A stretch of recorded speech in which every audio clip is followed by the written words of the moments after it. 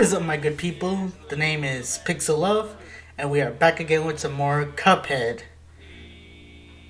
Today is our start of the expert run, just like I promised last episode.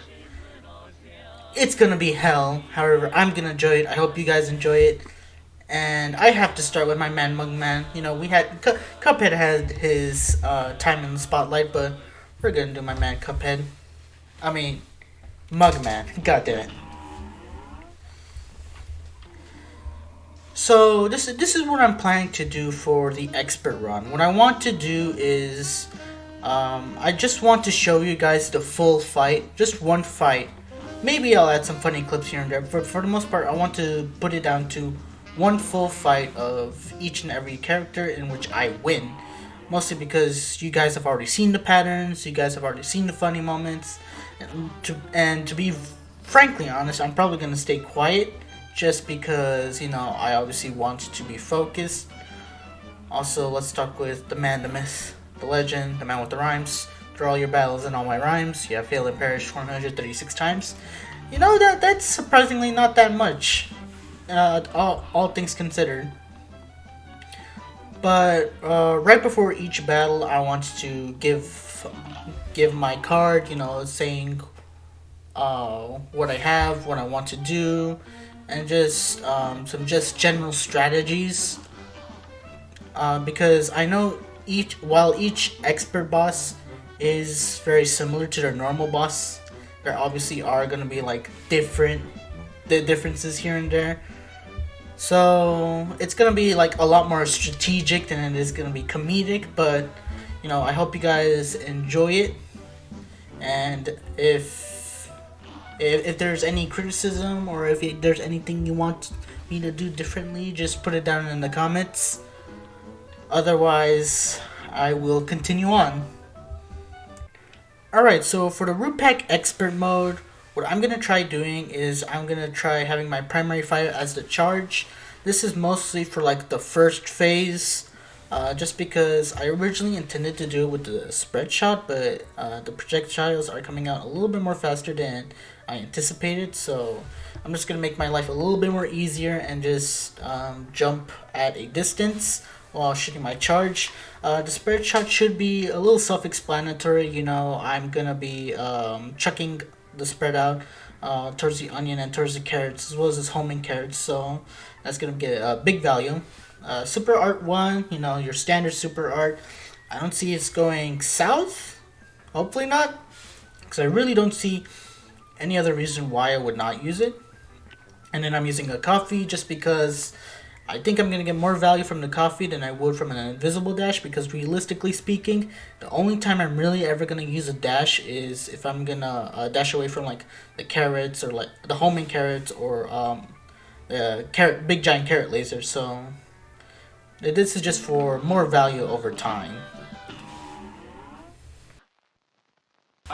The biggest problem that I had with the potato is that he was shooting his balls a little too fast for my liking. So I think I would opt out for the charge, instead go for the pea shooter. As you can see here, like I'm really trying to keep my best to keep up with his projectiles.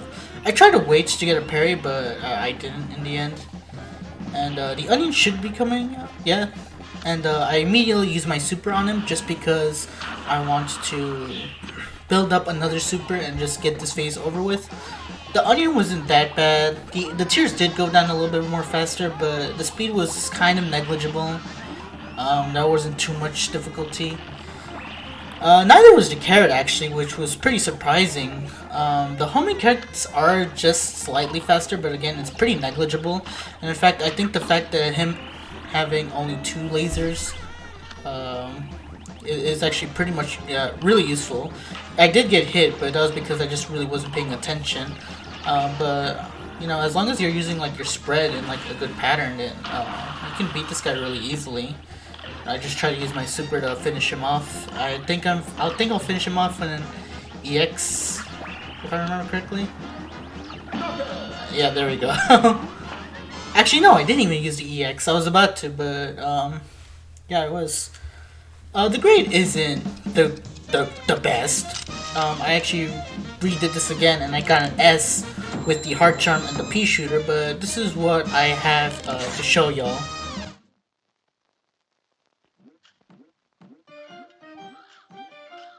Okay, so with Goopy Le Grande, I'm gonna go with the roundabout just because he's gonna be bouncing a lot more places at a lot more quicker, definitely a lot more quicker. So if I just chuck enough horseshoes or keep going around and fill up the entire screen, I should hopefully be able to hit him and just take him out with ease. The chaser is mostly for the last phase just because that way I can focus more on dodging because if I remember correctly, I do think his gravestone smashes a lot more quicker down as well. And just because you know like I don't want to be going through the pain of trying to hit him with like the pea shooter or even the spread shot or even the charge, honestly, because I need to like have my mind a bit more focused with the charge. So just having the chaser constantly dealing out damage to him would be a lot more. Oh, would honestly help my time a lot more. I'm obviously gonna be using the first super art. It's definitive, honestly. Nothing more I can say. And I'm gonna be using the smoke bomb just because I'm probably gonna be dashing a lot more than usual. And I don't want to be immediately smacked by him. So I just want to get out of the way as quickly as possible. So let's see how this composition works out.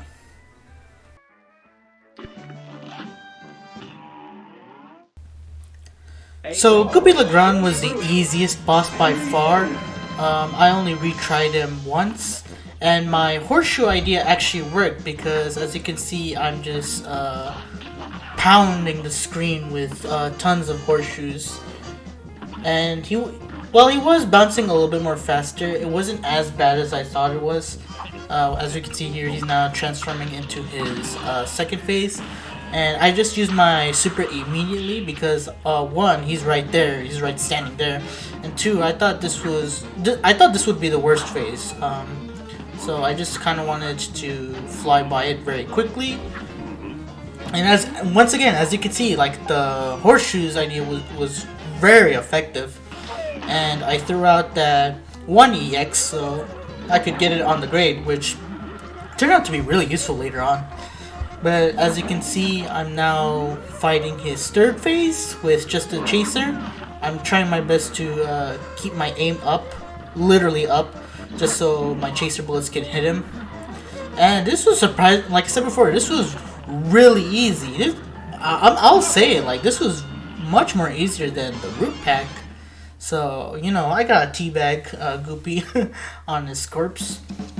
And this was I actually got an S on this. This was the first time I actually gotten an S. And by first time, I mean first time as in like when I beat him, not like the root pack in which I had to actively go back. Okay, for Hilda Berg, there's only one thing that you need to know, and that's that I'm using the coffee charm. My primary and secondary fire, as well as my super, are irrelevant. Or at least in terms of what I have in my equip card, they're irrelevant to plane levels other than the charm. And the reason why I'm going with the coffee, I've said this from the beginning, I think it gives the most value out of any plane level. Honestly, if I wanted to, I could probably go with a heart or the twin hearts, but for the most part, I think coffee might be better. Also just because Hilda Berg never really was that much of an issue with me in terms of how much damage I just took. It was all just stupid damage, to be honest. So I just want to keep having this non-stop uptime. So let's see how this works out.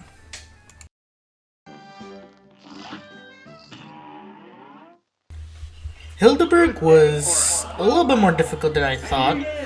The first thing that I immediately noticed is that if I switch to the bombs, I could just be lobbing them really without anyone contesting it whatsoever.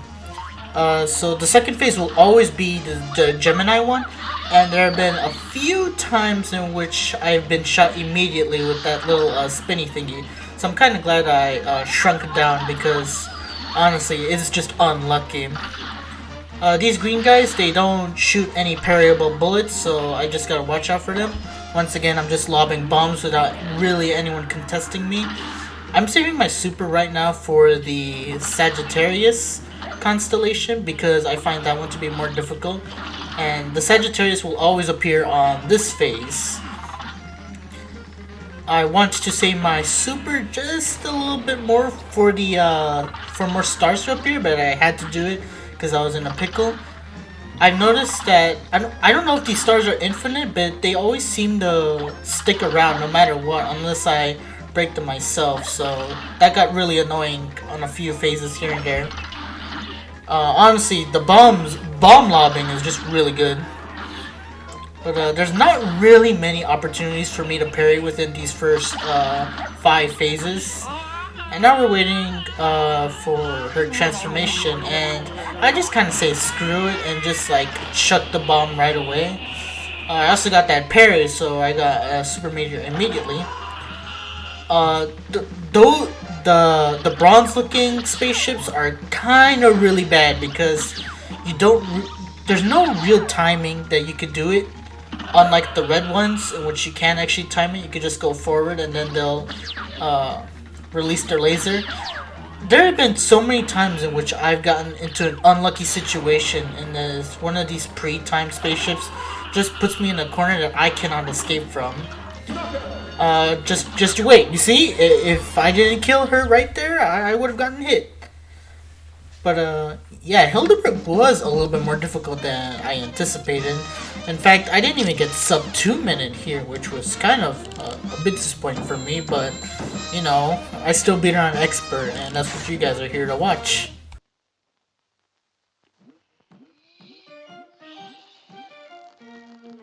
Alright, for Ribby and Croaks, I think I might use the pea shooter. I am tempted to choose the charge shot or the spread, just because I know one of them likes to shoot a lot of flies during the first phase.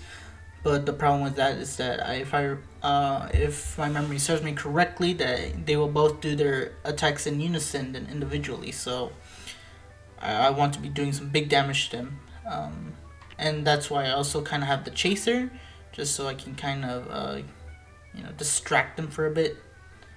Or not really distract them, but just like hit them while I'm more focused on dodging. Same deal as a super art, it's definitive, and I'm gonna be using the smoke bomb just because this is gonna be another instance of me dodging a lot more than I am trying to like focus on attack. Hence why I have the chaser. So let's see how this goes out.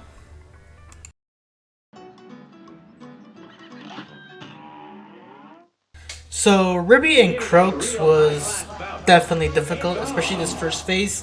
It's all because Croaks fireflies. As you can see, I'm trying to switch between my pea shooter and my chaser, and that's because every time that I try to use the chaser, it just either didn't lock on correctly, or it would just the flies would just get me and just hit me immediately. So that's kind of one of the reasons why I backed up a bit. Also, these guys aren't really that good with putting their attacks out on sync, so that really just kind of messed up my tune as well. But I still think Chaser was better than the spread, and as you can see, I just immediately used my super right away because personally I knew I was gonna get another super by the time I got to the 3rd phase, or at least at the 3rd phase, so I didn't want to just leave it there. Also, this one is kind of a bit sucky, all because Ribby over here can actually do his fist attacks while Croaks is doing the wind, and it's honestly very hard to dodge. Not as it's probably as equally as hard to dodge as some of these coins, because they spit out so much coins like very quickly. Now this was actually also the first time I encountered with the snakes in the lottery machine, so I'm trying to get used to the rhythm of how the snakes do it. I accidentally mess up and get hit over here, and so, you know, no perfect 3 heart run. But to be fair, I wouldn't even get a perfect anyways because I haven't parried at all. And I actually timed the super because I was like, I can't super in the middle of all of these things going at me, or else I'm just gonna get hit. And I'm really glad I did that because that actually happened to me once before. And so I'm over here trying to dodge these coins once again, and then I see tigers, and I'm like, oh shit, and I switch to chaser, and then knockout. everything worked out in the end. Like I said before, I didn't get a perfect on this. I didn't get any parries at all, so I'm definitely not hitting A territory. But I did hit the sub 2 minutes, which was pretty good. Realistically speaking, this is probably going to be a boss very difficult for me to get an S rank on.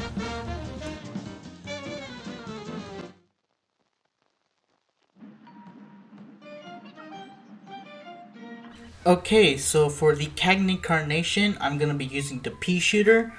It's a long range, consistent damage. I really don't want to be up in his face like I was last time in the regular, just because in expert everything's just going to be flying at me a lot more faster, so I want to try to attack him from the distance.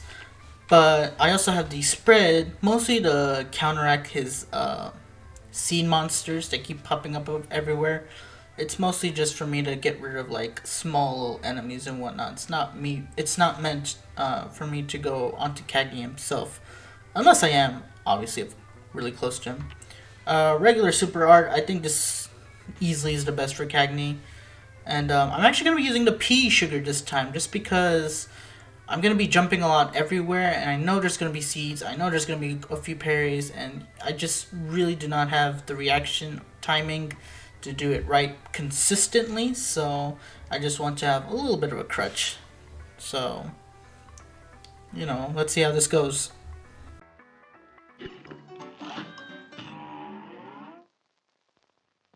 Cagney Carnation was a bitch, honestly. The first phase is just shooting seeds fucking everywhere, and I kind of wish I had a better charm for this, because even though I did get like a few parries here and there, I just felt like I really wasn't getting much value from the pea sugar overall and the actual level itself. I mean, yeah, I got that parry over there, but like, look at all this crap that's going on. I need to focus on Cagney. I can barely focus on getting these goddamn parries, let alone taking care of all these enemies. Like, I'm surprised I didn't retry right then and there. But I went for it. I kept going. And so we're finally at phase 2. Phase 1 is all about the seeds. Phase 2 is just, your average regular Cagney Carnation, just with 4 more acorns. Honestly, this one wasn't bad at all. Phase 1 was really the only phase that I absolutely hated. In fact, I got to phase 3 pretty quickly, by my standards. I was a little mind intensified, if that's how I want to say it, because I need to dodge from all those pollens. I did get that parry on the pollen because of the pea sugar, and I also just released my super just like that, because I was like, I gotta end this fight quickly. And again, all this pollen is really starting to bother me, and so I switch to spread because he's right in front of my face, and then I get the knockout. Honestly, this was quite a difficult battle for me, not gonna lie. But I did get sub 2 minutes. I did get all 3 parries. I did do all my super meters, and I did it on expert. So A minus skank. Let's go.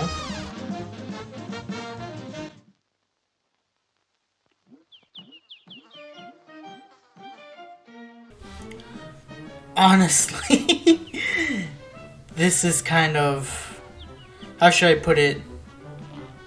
This is very mind intensive. Like, not gonna lie. Hopefully I can make the video in the way that I want it to be like.